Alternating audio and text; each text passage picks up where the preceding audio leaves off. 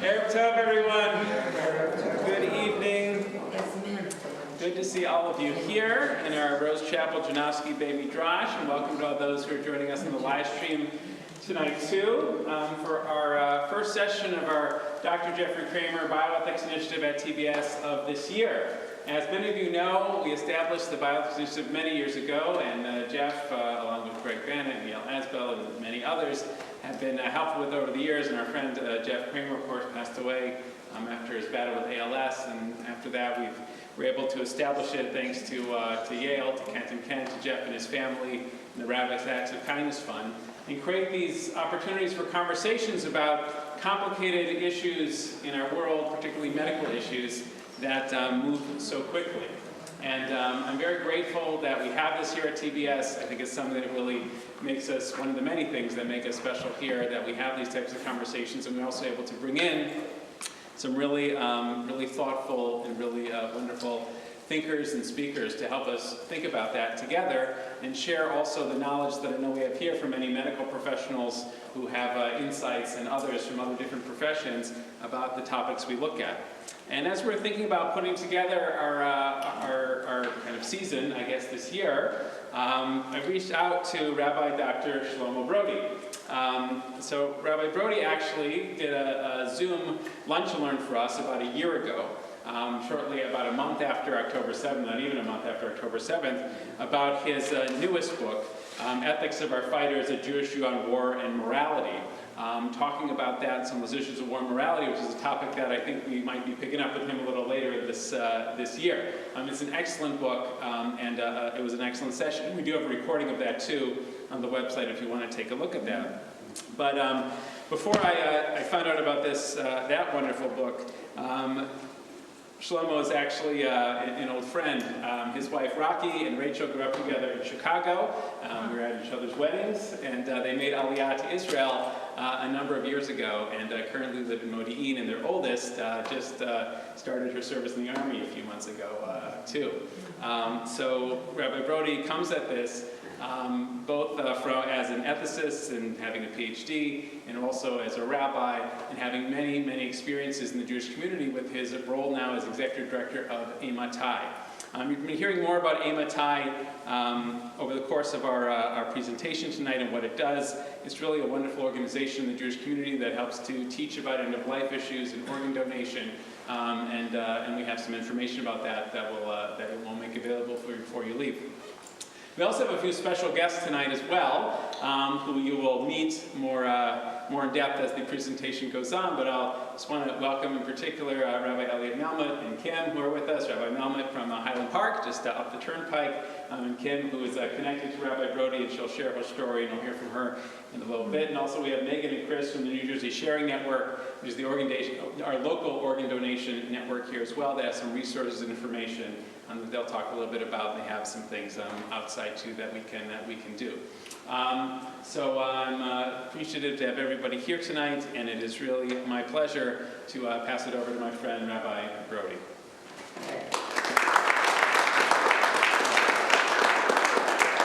Wow, thank you so much. It's wonderful to be here. As Rabbi Peltz mentioned, we know each other for many years, and not only are our wives old friends, but their grandmothers were deeply close friends, and multi-generations, I'm sure they'd be looking down with great pride at this moment.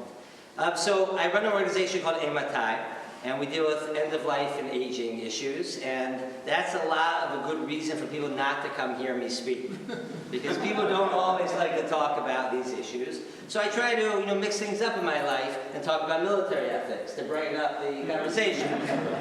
What was that? I had a happy childhood. Why are you asking? In any case, but tonight I really don't want to be speaking about death. It's actually not about death. It's about life and the way we live and the choices we make in order to make our meaningful decisions until our last breath. And the issue of organ donation, posthumous organ donation, is very much in that spirit. And I want to speak about some of the issues that come up in the Jewish community with regard to this issue. And I'll present a little bit of cultural factors, some legal factors, halachic factors, and then we'll open up a little conversation, and we'll be able to hear some personal story from Kim, who's joined us, and really just have I think we'll hopefully be an open and frank conversation on a sensitive and important topic. The issue of organ donation is close to my heart. About 2 months after I got married, my father came down with a sudden illness and had kidney failure. And he was on the organ donor list, or organ recipient list, meaning the waiting list, excuse me, for about 18 months. He got the call twice. The first time he came down to the hospital and someone else was higher on the list and they got the kidney. And the second time they called him up and said to him, "Doc, this is yours." And unfortunately my father at the time had internal bleeding going on and couldn't undergo the surgery. Ultimately my brother Jeremy actually donated a kidney to him.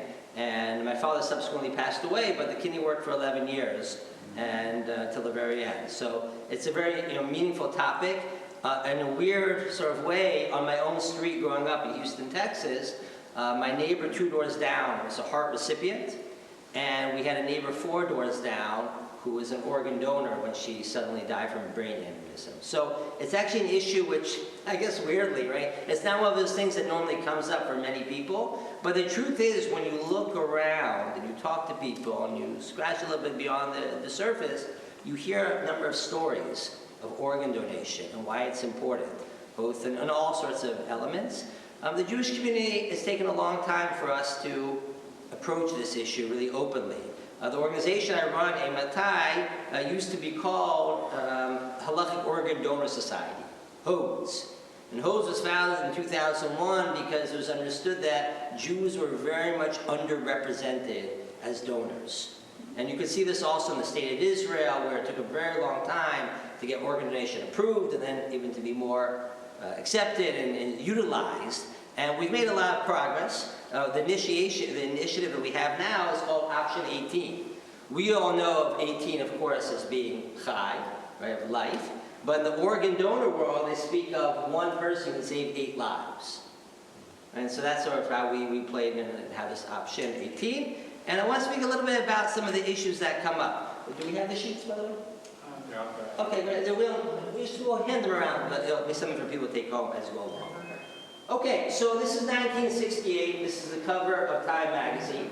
And we have here Dr. Kristen Bernard in South Africa, which was highlighting the first transplanted heart.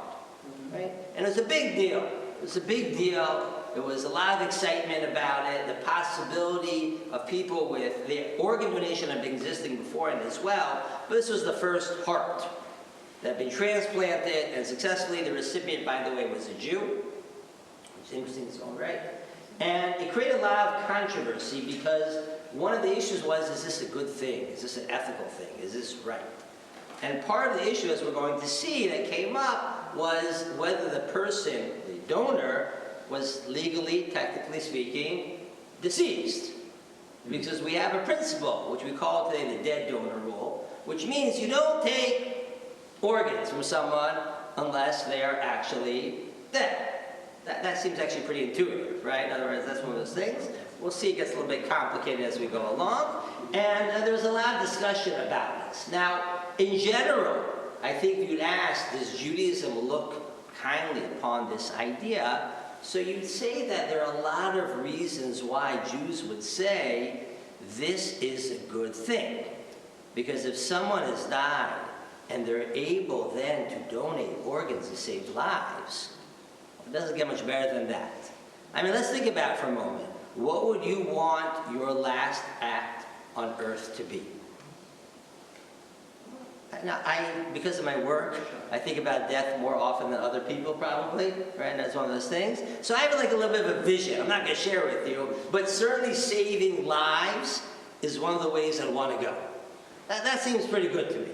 And so there's a lot of reasons why you'd say that there'd be, an idea that the Torah would support this. We say, love your neighbor as you love yourself. We talk about choosing life in the book of Deuteronomy, Devarim. We talk about the Gemara tells us saving a single life is equivalent of saving an entire world. We know that saving a life, pikuach nefesh, overrides all prohibitions in Jewish law, right? We have a lot of ideas that should support the notion of saying, if after you've passed, you can save someone else's life, you should do it. And if that's the case, then you might ask, well, like, what's the issue? Now, the truth is that in the conservative reform movements already for several decades, a few decades, there's been a general amount of support. Right? And the conservative reform movements, as opposed to orthodoxy, which we'll get to momentarily, has an advantage. One of the big advantages is they have centralized bodies. And so, they're not always so... Sometimes it's a disadvantage. Yeah, okay. So I don't want to get into those politics right now. Right? Okay? Yeah, I'm stepping into deep waters here. But sometimes there's an advantage. And one of those advantages, sometimes they can make a statement. Now, I think we've discussed before, just because conservative rabbis say people should do something, it doesn't mean people are always going to do it. Present company excluded. Exactly. Present company excluded, right? That's true in orthodoxy too as well. In any case, right? But this has been accepted, but yet culturally speaking, it has taken a long time in many different examples. How do I know this?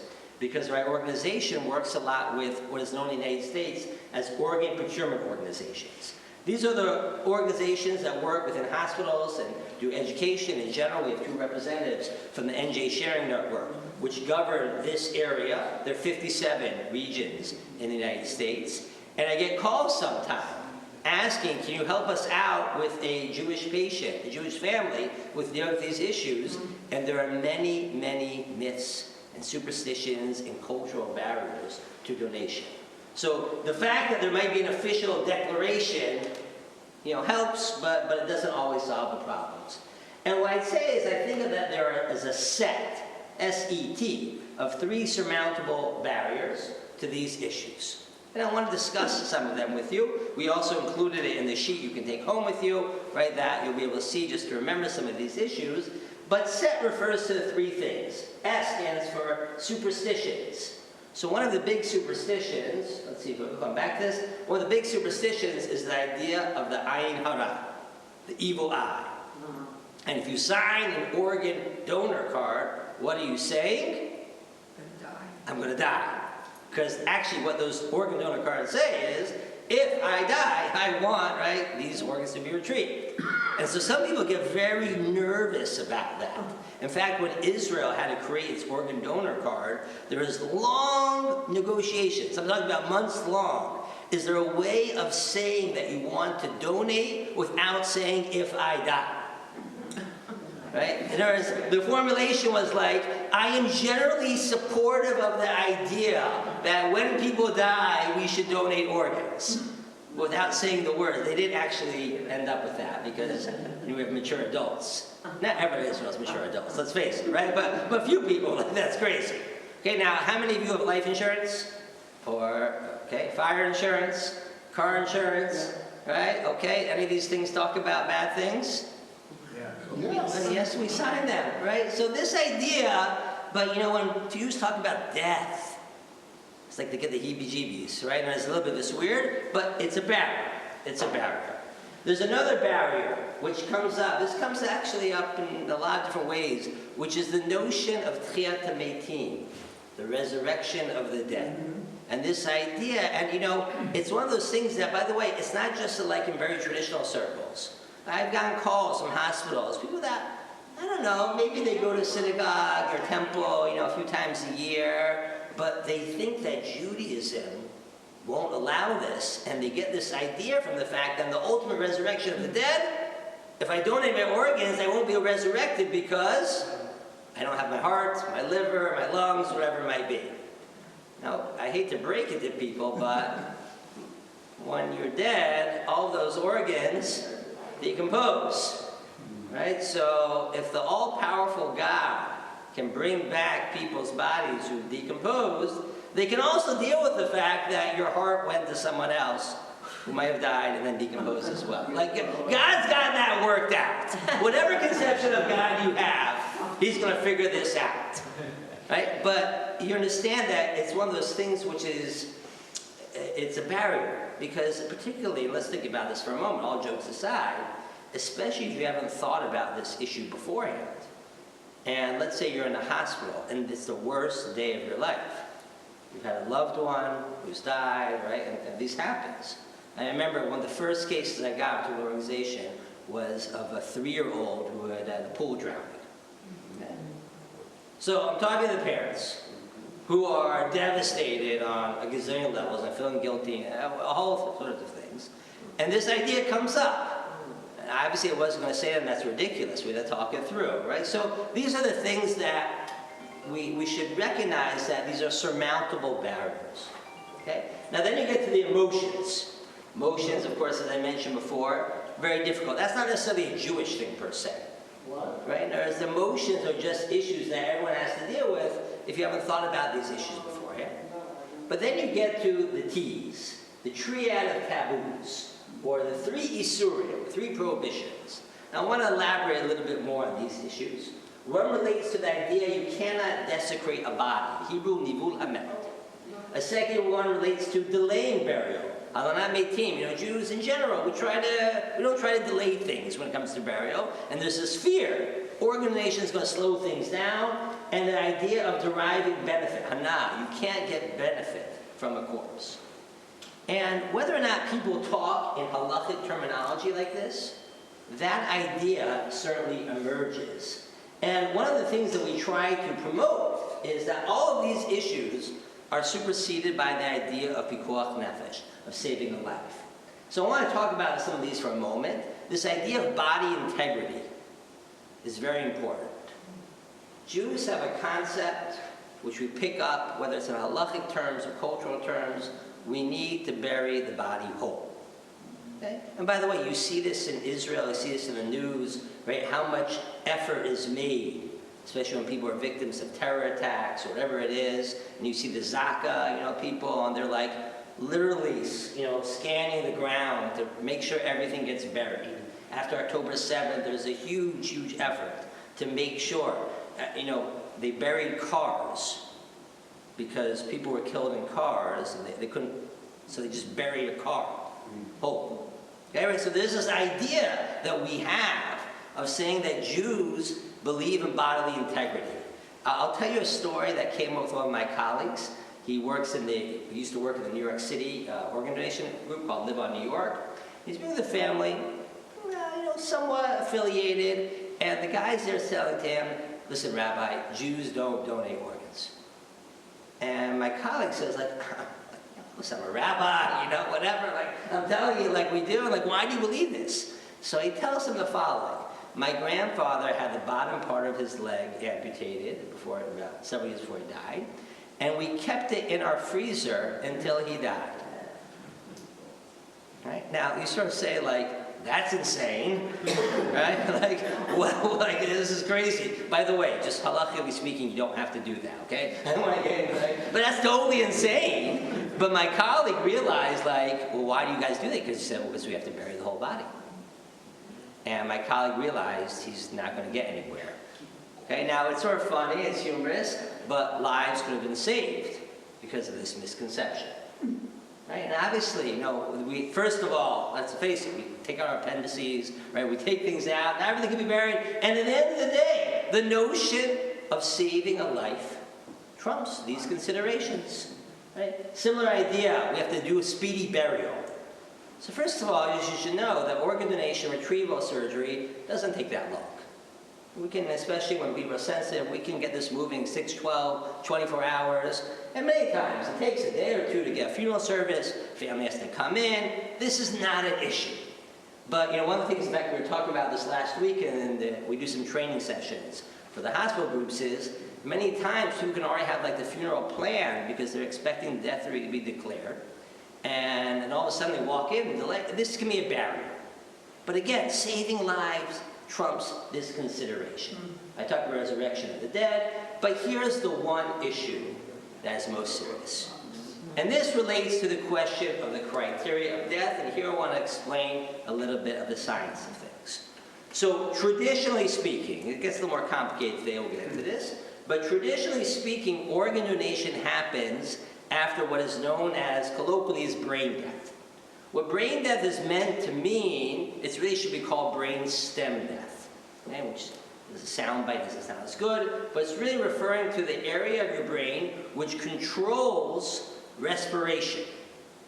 And the idea is if a person is unresponsive to their environment, A, and B, that their respiratory system has been controlled in the brain by the brainstem will never ever again function. So they will never ever again be able to breathe on their own, spontaneous respiration. That is the criteria for death. That criteria has been accepted throughout the West, and for that matter throughout the world, what is known as brain death, but really should be known as brain stem death. And there are ways of testing for this, and we've actually had pretty good technology today in order to establish this. Maybe we'll get into this later on about an apnea exam and blood flow exam and clinical exams. There are ways of establishing this. But you have to ask, that might be the legal definition, let's say in the United States, but is that the Jewish definition of death?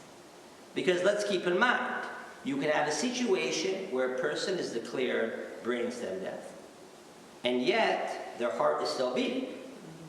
Their body can feel warm. I remember we had a case, it was out west, and the siblings were debating what they should do. And the person who died was loosely affiliated. His siblings were quite observant. The mom was unorthodox, the brothers were ultra-orthodox, and one brother's in the room and is like, this is crazy, he's dead. Like, we should have buried him already. And the mom's like, he's sweating, his heart is beating. In what way is he dead? Right? Conceptually, you have to accept this, you have to understand this idea. And so, in practice, what has happened is, the question is, does halakha accept brainstem death as a legal criteria for death? So in New Jersey is a very interesting place, and for a lot of reasons, right? But, a lot of reasons, not just for its interesting laws regarding brain death. So in the state of New Jersey, it's the only state in the union which accepts brainstem death as the legal criteria for death, but also allows for religious objection to that declaration of death and says you have to wait till the heart has died. Why did they do this? Because of political pressure, which came from different groups, including from the more ultra-Orthodox community of New Jersey, which is somewhat sizable, which said that we don't accept the idea of brainstem death as the halachic criteria of death.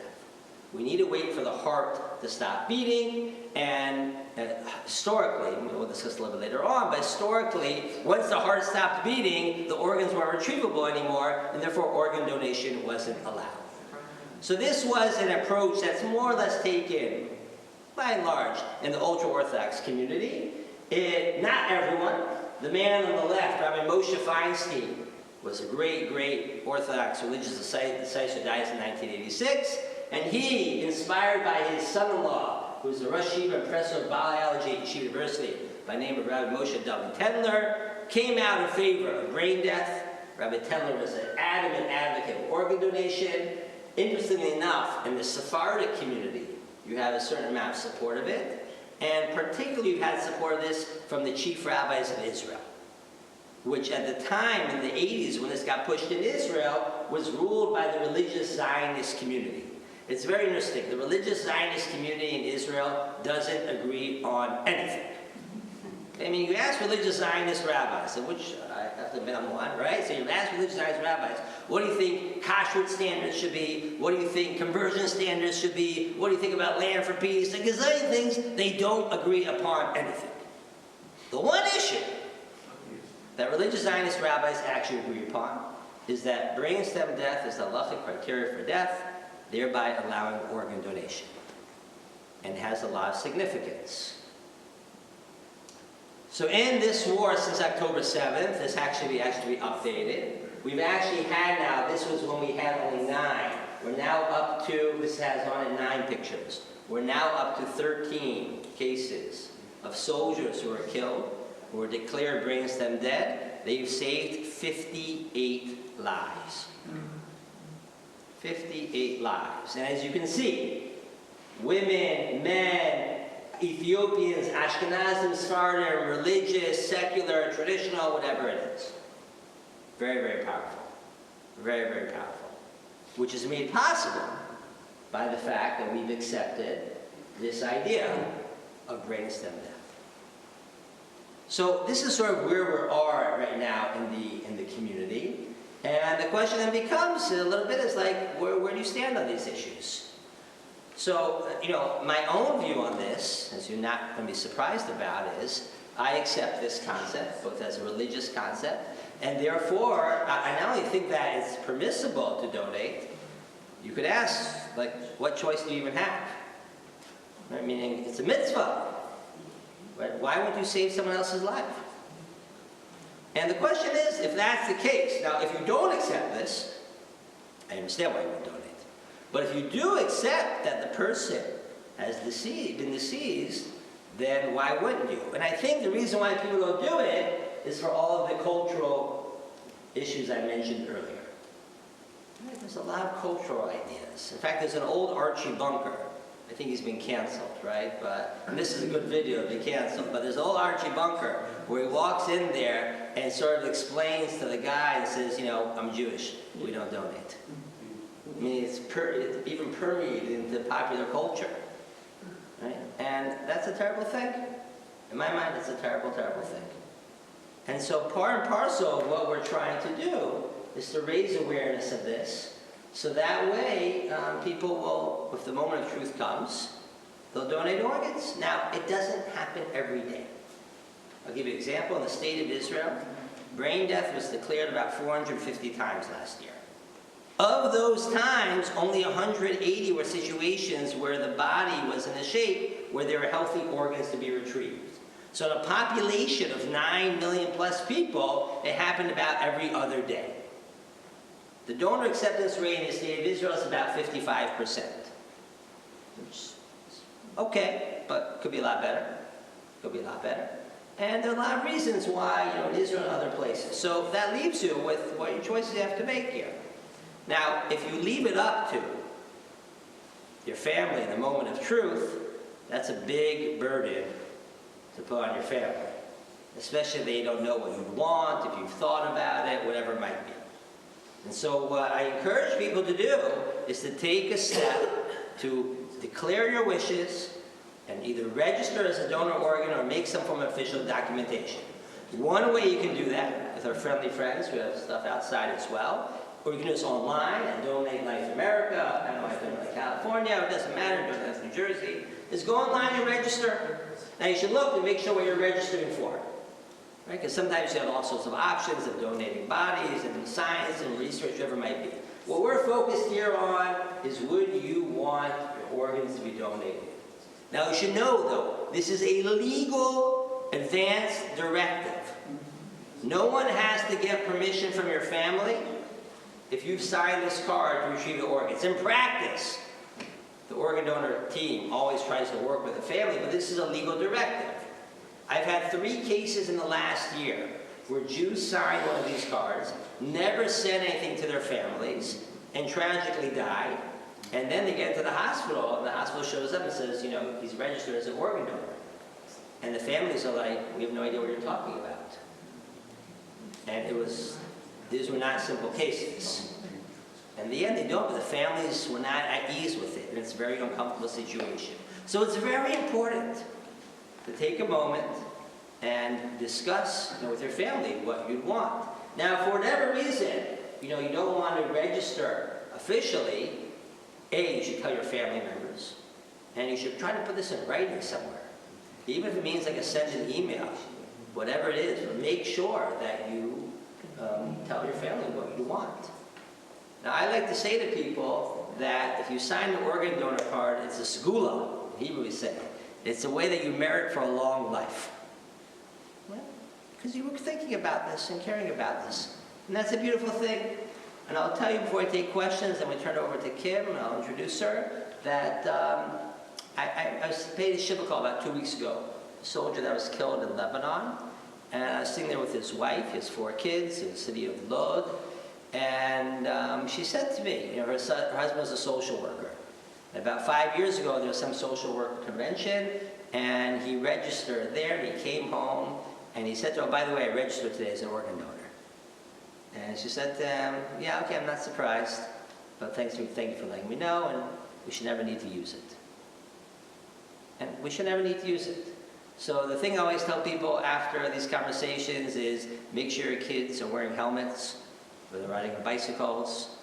Make sure they know not to do certain things that get them in trouble. Make sure to watch their drug habits, because opioid crisis has been terrible. Make sure you wear seatbelts, get off of motorcycles, put fences around your swimming pools, and all sorts of other precautionary measures. Because that's the real lesson here. We don't want to have these situations, but no one knows where life's going to take them. No one knows what's going to happen tonight or tomorrow. And I know, at least for myself, I would want the very last act that I do on this face of the earth is to save other people's lives. And if that isn't enough of inspiration, think about the following. Suppose you needed an organ. Would you want someone, if they had died in this condition, to donate? I know when my father needed an organ, we certainly wanted that. We didn't want anyone to die, but if they died in a manner in which they could donate organs, I would beg them, give the gift of life before, otherwise your organs are just going to decompose in the ground. So if you would want this for someone else to do it for you, maybe we should do it for others as well. This is the idea. Questions? Comments?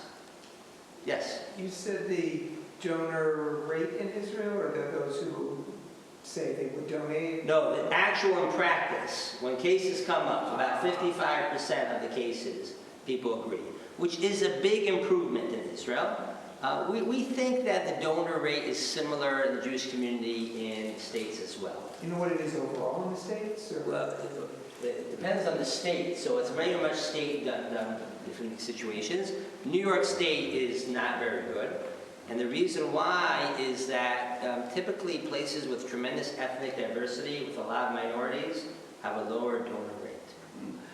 And part of that has to do with the fact that a lot of minority groups are suspicious for various historical reasons, sometimes very good reasons, of this, and that's a real barrier that we're trying to work on a lot. I once had someone who said to me, I was talking to someone who works on this in New England, and I was talking about Jews being, we're not that bad actually compared to a lot of other groups, but we could be better. And he said to me, of course Jews don't donate. Well, we donate, but not as much because you guys are minorities. And he's from Boston. I go to him, you're in Boston. Look at how many hospitals are named Death this and Death that, and Jewish doctors and this and that. What are you talking about? When it comes to healthcare, Jews aren't minorities. So he says to me, Rabbi, that's all good and well, but when the government comes and says, we're going to take your organs, you start thinking as a minority. Maybe. Could be, but I don't think so. I think it's much more about these issues, about these cultural barriers, and that's what I think we need to really work on. Yes, ma'am. My father was a kidney recipient, and it took 4 trips to the hospital. It wasn't the right side. Bruised, something was wrong with the kidney, but finally got the kidney, which, like, at the end, I mean, he lived for 16 years with that kidney. At the end, it wasn't the kidney that killed him. So Yeah. it was an amazing, so it was never even a question to me as being to be a donor, but when I wanted to donate to him, a social worker came to me, and because I was a single parent, because my husband had passed of cancer at a young age, they didn't want me to even try to be a donator. That's interesting. So you're raising 2 issues. One is posthumous organ donation, the second is living organ donation. So as I mentioned, my brother donated a kidney to my father, and here's an amazing stat. I'm his backup. That was the deal we made amongst the brothers. He donated, and me and my older brother in New Jersey are like his backup. And here's an amazing stat. When it comes to living organ donation, particularly we are about kidneys, Jews represent about 20% of living kidney donors in the United States. Israel is the highest per capita rate of living organ donors when it comes to kidney donation. It's really remarkable. And there's been a whole cultural move, I don't know how many years ago this happened, but there's been a whole cultural move in our community to donate kidneys, which is incredible, right? It's an incredible thing, and you can do this, and the studies have basically shown you live just as long with one kidney. But you have to be screened. You have to make sure you're doing it for the right reasons. And then the other question I have, because I'm sitting here and they're saying to me, well, the two of them are saying, yeah, but we can't donate anywhere because we're too old. And I'm like, I don't think so, but I'm younger than them. Oh, so And this is very good to know. interpretation anymore. I'm so happy you raised that issue because I remember I was You're once talking about speaking. license, Yeah, I was once speaking. I said, listen, by the time you get to be like 80, they're not going to take your organs. Figure it out. Wait till the end. Listen. So someone in the room was from New York, organ donor thing, goes to me, what are you talking about? Last week, we retrieved a liver of a 92-year-old woman. So what was my response? I guess she never went to the Kiddush club, you know, where they drink schnapps. It was a very Jewish response.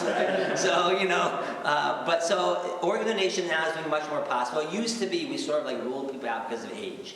And then people realized that didn't make a lot of sense. You know, age is just a number, right? As I'm now 46, I'm really walking, you know, I'm embracing into that. But the truth is we find that sometimes, many times, organs are actually quite healthy. Just as healthy. Just as healthy. And sometimes, you know, we'll give an 80-year-old liver to a 75-year-old, whatever it might be, right? We figure this out a little bit. AI is also helping in this respect. Because one of the big issues that comes up is the OPOs and the organ donor and the doctors always are disagreeing, is this a healthy enough organ or not? It's a big issue, actually. And so we're hoping that AI will help a little bit determine, is this actually a good organ and a match, and will increase the number of organs possible. Yes, ma'am. My daughter, at 3 months old, was diagnosed with a rare genetic disease and needed a liver transplant, and she got a liver transplant 1 week before her first birthday. She received her liver, a split liver, from a 16-year-old girl that died in a car accident. And the 16-year-old girl's name was Rachel. And you don't get to find out who the parent is unless we did it through the gift of life. We sent a letter to the parent thanking them for what they did. Yeah. And then she received the letter, and it was up to her whether she wanted to get in touch with us. Well, it became a long story how we connected, and she called me. It was my daughter, I think, was turning 2 at the time, a couple of nights before Hanukkah. And she said, I got your letter. And she goes, do you know who I am? And I said, yes, you're Rachel's mother. And I said, it's Hanukkah in 2 nights. Would you like to come and spend Hanukkah with us? She lives in Delaware. And she came to our house. And since that, so my daughter's now 27. She just did her New York Marathon, first New York Marathon. But, so she came to our house right before Hanukkah. It turns out that she is 35% Jewish. Her great-grandfather was Jewish. And we have all these like little connections. And since that day, 25 years ago, she has become the aunt to my children, the mother to me that I don't have in this country. We see her every 3 months. She had never been to a Broadway show. We took her to a Broadway show. And she has become such a part of our lives. And it's a beautiful story of this connection, because it doesn't happen for many people, this connection. But she has become, and the other side of it, the person who did the transplant was at Pennsylvania Hospital. He was an Israeli doctor that actually had trained at Hadassah Hospital. So, but a beautiful story. So here's the thing about Jews. I can tell you all about halacha and Talmud and this or that. We are a storytelling people. You go to our website, option18.org, and you can see all sorts of stories about the meetings and donor families and recipients. I cry every time. Every time. It's just amazing. But we have here with us a friend of mine, Kim Jensen Pimley, who's a member of the board of Ematai, who has her own story with regard to organ donation and recipient. And I asked Kim to bravely come and share her story with us as well. So I'm going to turn it over to Kim now.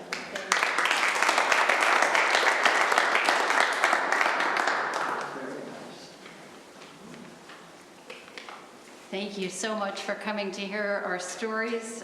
Thank you to Rabbi Brody, you're a hard act to follow. And we're very blessed at Ematai to have Rabbi as our director. Before I tell my story, and just to introduce myself, I'm just up the road in Princeton, in Highland Park.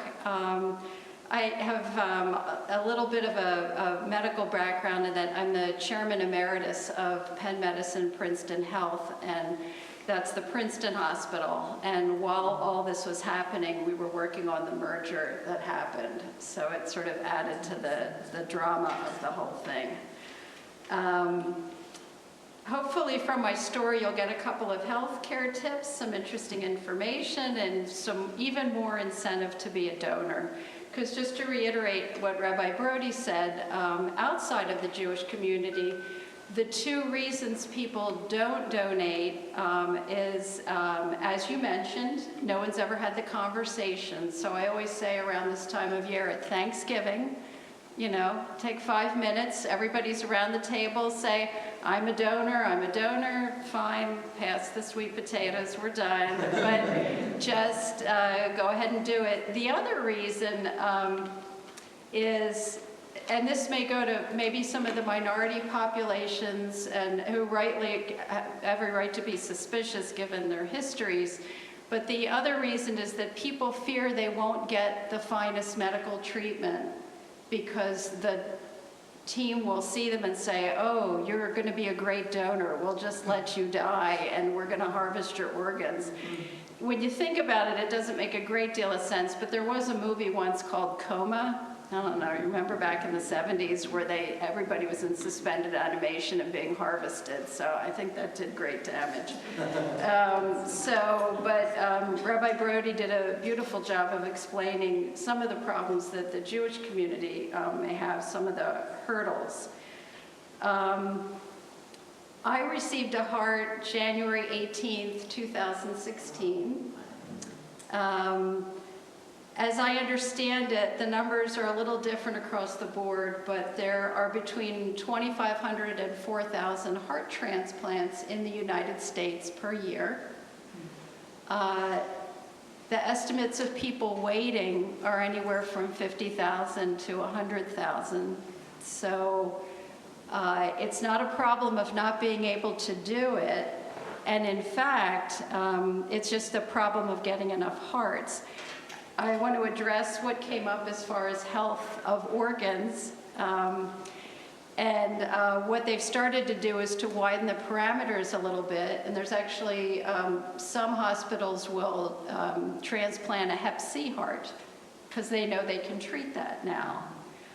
I don't know if that would ever expand to HIV, but more interestingly, the head of transplant at NYU himself needed a heart transplant a couple of years ago, and he's a great advocate for this, and he wanted a Hep C heart, which he got, and is still the head of the department. So it's quite magnificent what can happen.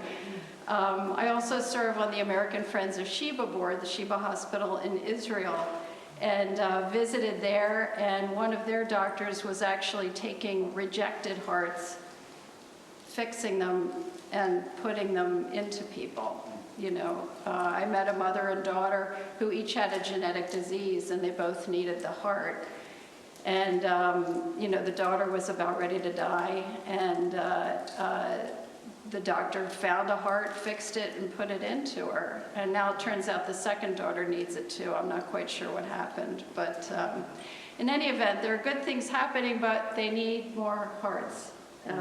So that's the message. So I'll tell my story because one of the things I also wanted to say is that of the hearts that are transplanted, 25% go to women and 75% go to men. Now, whether that's because men have more heart disease or because women are misdiagnosed 7 times more than men with heart issues, I don't know. And you'll hear a little bit in my story about that. So for the women and the men who love you in the room here, just be mindful of circumstances. And if you think it's not right, you fight for your care. So my story, as I said, this was back in 2016. I've never really been sick before. I've been blessed with great health. and had actually been away to Hawaii to meet up with my son, who had just gone to Japan to teach English for 2 years. We had a Krav Maga vacation. I was, a few hours a day fighting. That's the Israeli self-defense practice. And when I came back in a couple of weeks, I was tired and I had a bad cough. And it didn't stop me from working and doing everything I need to do. And I finally went to my doctor and he said, here, you have bronchitis, here's an inhaler. And I said, I am really tired. And he said, well, you're getting older. And I thought, oh, I don't know. Am I? That much swollen ankles? Not really what I normally have. And but that was it. But I did ask for a chest x-ray prescription, just in case. And he said, you don't need that. You can go in a week maybe if it's no better. So you said, go get an x-ray right now. And I did, and my lungs were full of fluid. But that didn't happen, so I went on the Monday. That happened on the Wednesday when I drove myself to the hospital that night after a full day of work, and they sort of picked me up out of the car, and at that point, something was very wrong.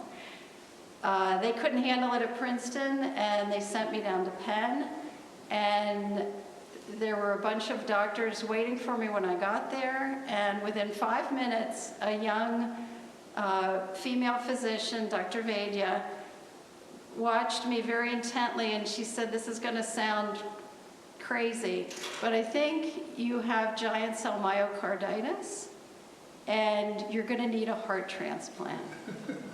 I went from inhaler to heart transplant like that. And she so knew what she was talking about. I said, okay, what's the play? And she said, well, we could get, with that, if we don't do that, you're going to die. So we're going to get you a heart transplant. So at that point, I started the next morning. She was very frightened and said, you're really about to go, so we're going to put you on an ECMO. I understand we have a lot of doctors here, so or maybe some of you have been on one or have had a relative on it. You don't usually come off of that. It eases your breathing and the blood flow for a few days, and that's it. And she said, if we put you on ECMO, it gives us a few more days to find a heart. So great, let's do that. So we did. I said, can we wait till my son gets back from Japan? And she said, no, you're just about dead, so off you go. So fortunately, when I woke up from that, and I guess a lot of people stay asleep or they're not conscious during this. I somehow was awake and had crazy hallucinations, which I guess a lot of people have on this. I was screaming about spreadsheets and why wasn't anybody helping me? And but there was my son who had very bravely, I had to call him, and he just got on the plane and made his way back, and I saw him. So we were all together, and I have to say, even though it looked pretty bad, I don't think any of us, I never felt like I was going to die. I did feel divinely protected at this point. And I knew I had had a good life. I was ready to go, if that's God's will. And I remember asking Elliot, can I really pray for a heart? It doesn't seem right because somebody has to die, usually horribly. And also there are other people waiting. How do you pray for something like that? And you come to realize I'm not the one that killed them. That was going to happen anyway, and that maybe we could bring some meaning to this. So I do want everybody to be a takeaway that all donors or donor recipients, organ recipients, understand how lucky we are. And not a minute goes by, not a day goes by, I don't think of my donor, and I don't know my donor. So I loved your story. That's awesome. I'm very glad to hear that. And I've heard similar stories of a great relationship. It's wonderful. I wrote, and it's like an adoption if they don't want to. And I sometimes think maybe they didn't have anybody. I don't know. But I like to imagine them as a different personality, different flavor all the time. apparently, being this size, I could have had many different, I could have had even like a older child or a woman or a man. If you're a big man, you have to have a big man heart. I was fortunate. There are all sorts of, not just blood type, but there are other antibodies that you can have. It's very difficult to have a match. There's a lot of things that go into it. As Rabbi said, there's not much time. You know, you have to convince somebody to do that. My particular donor was so generous, was a 1A. They gave 8 organs. And mine was the last, because you need to keep that heart beating till the other organs are taken. I got the call on Sunday night. Remember, I got a little inhaler on Monday, and on Sunday night, I got the phone call that we have an organ for you. Let us tell you about the organ. And here I'm alone, probably half out of my mind, and everybody else had gone home for a little bit of rest because it had been quite a week. And you know, they said, we've tested it. It looks like a great organ. We haven't conducted all of the interviews that we normally like to, so we don't know so much about the background. And you know, so we consider it a somewhat risky heart. And I said, well, what do you know from relative interviews anyway? Do people really tell their relatives what they're up to?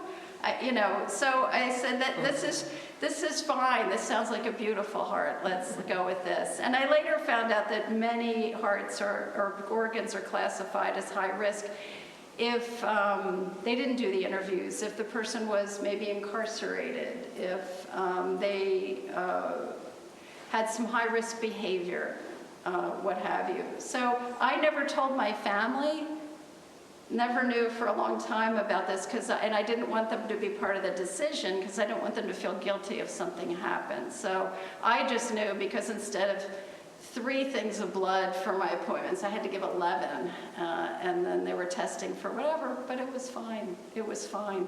So to that point, I hope they can broaden the categories, because there are many things you could even cure the heart of. It's interesting. The recovery is interesting. You know, the tubes had damaged my throat, so I had a very funny voice for a while. They do want you to get up right away. I'm sure we have many people here who've been through heart surgery, and you know that's the drill. Up you get. I had taken on, for some reason, they give you a lot of liquid. I had about 25 pounds of extra liquid, and after the surgery, you have to get it out because you can't carry it on. So there was great celebration around the scale every day as I would like drop 5 and 10 pounds. It was very fun with that. And being at Penn Medicine in Philadelphia, for some reason, I don't know if it was the station or what, but Rocky plays all the time. All 5, Rocky 1 through 5. And you don't sleep during this? I don't think I slept for 8 weeks straight. And that was fine because I was so happy to be alive. But I do remember watching that and staying up with the beautiful nurses and talking. And like I said, I was sort of an inside spy. I said, I've never been in the hospital. I look at all the numbers and we sort of run it, but I don't know, I haven't seen this part of it. And my CEO couldn't wait to get me out of the Princeton hospital, because when I was put in, I said, get me a clipboard. I'm going to take notes on everything that happens here, to see what it's like from the patient perspective. And those Georgia Pacific toilet roll holders, no good, not good. I still have the notes from all the things I said. He said, go to Penn. I can't stand it. People's reactions, it is, and thank you again for listening to the story. Every donor likes to talk about their story, and I've heard so many in the waiting room, amazing stories. And there was a woman with her 30-year-old daughter, beautiful, talking about where they were going to go get their salad for lunch. The daughter was doing great, and I commented on that, and she said, oh, I'm not her mother. I'm the mother of the 27-year-old man who died and gave her his heart. So when I'm with her, and I am for every appointment, I'm with my son. Yeah. There was another gentleman I met the last time I was there, an elderly African-American gentleman who, told his story. Literally, his heart was broken when his wife died, and all sorts of things went wrong, and he needed a heart. And he got the heart of a 20-year-old man from Ohio who had committed suicide. And he and the family are like this. They wanted to come out and meet him. They did. They did a Broadway show. Wonderful. They also went to see the Rocky statue. That was all they wanted to do at the Art Institute. He said, what? He said they wanted a cheesesteak, they wanted tasty cakes, whatever. I did that. But they've become very close. So people have really big hearts who give their hearts. And I guess I would say as takeaways from this, again, when I started, I said, please push back when you're not getting the medical care that you need, or if somebody is not hearing you. You have to, you absolutely have to.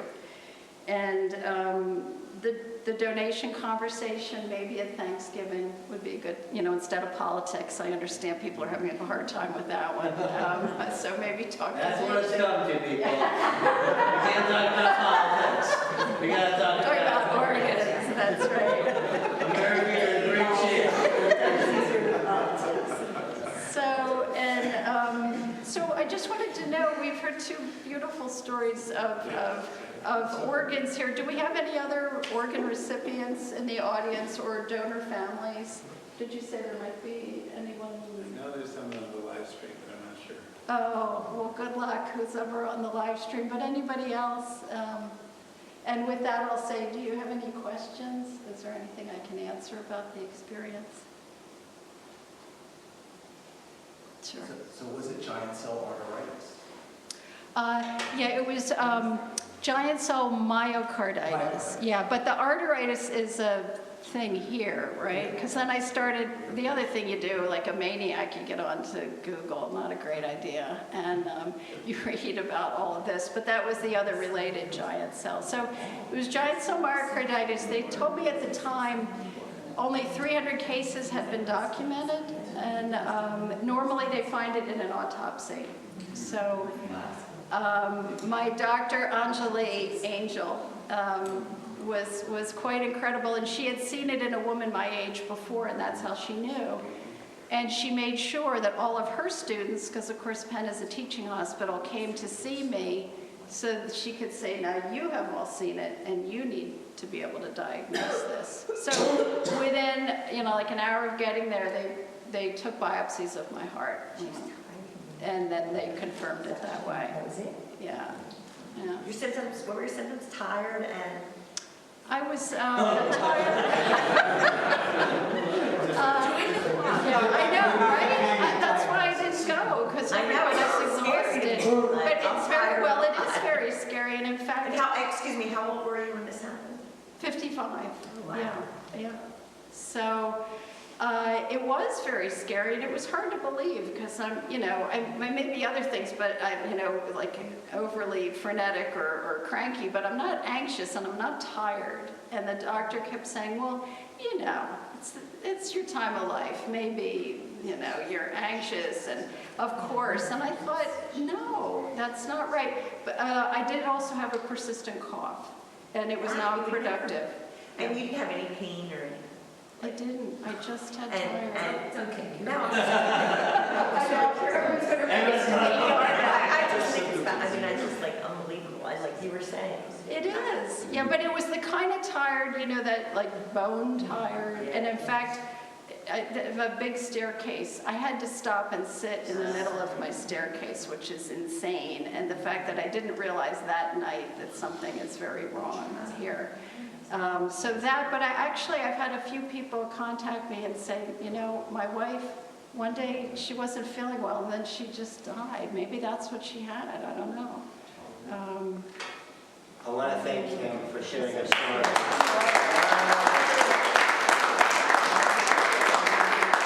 I just want to mention one story here.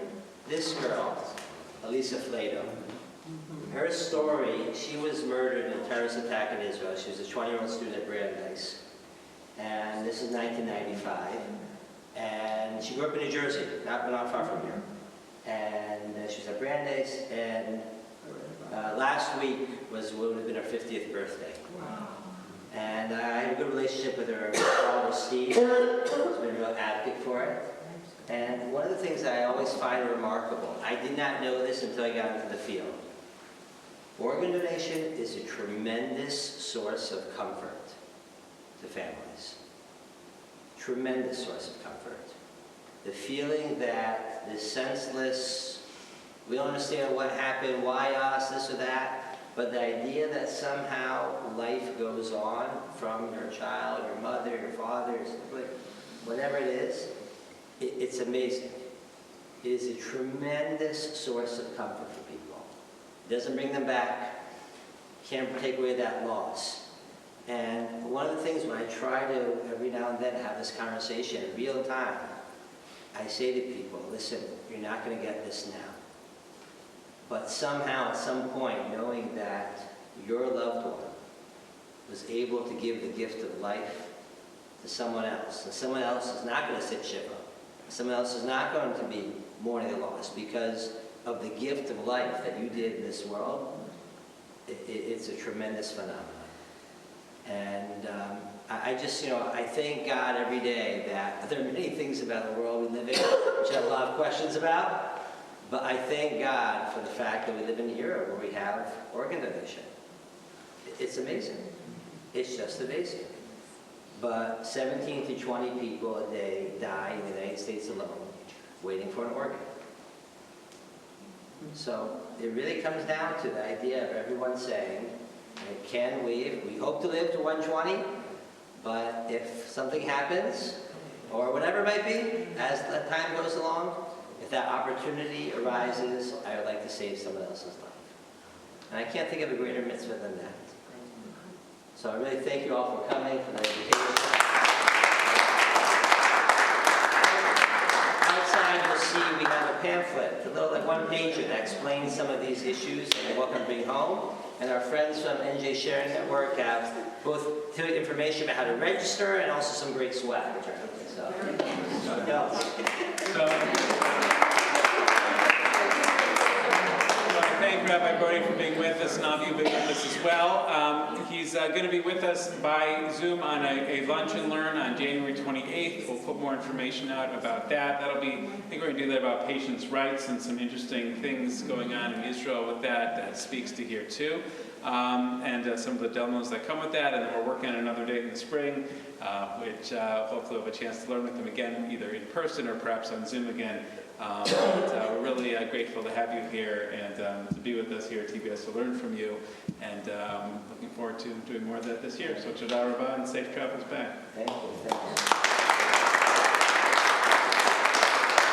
Thank you also to Kim for being here, and Rabbi Melma for being here and sharing your story, and to Chris and to Megan as well.